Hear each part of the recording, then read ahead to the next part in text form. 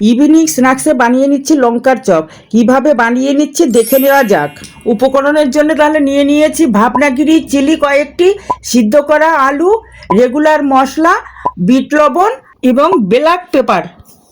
লঙ্কাগুলো চিড়ে রেখেছি, আর এদিকে আমি আলুর সঙ্গে মশলাগুলো দিয়ে একটা পুর তৈরি করছি। তারপরে লঙ্কাটার ওই চেরার মধ্যে দিয়ে আমি ওইগুলো রেডি করে রাখলাম পুরটা। এদিকে অন্য একটি পাত্রে আমি কিছুটা পরিমাণ বেসন, একটু নুন, হলুদ এবং বেকিং পাউডার দিয়ে একটা ব্যাটার তৈরি করে রেখেছি। আর ওদিকে ওভেনে তেলও গরম করতে দিয়েছি।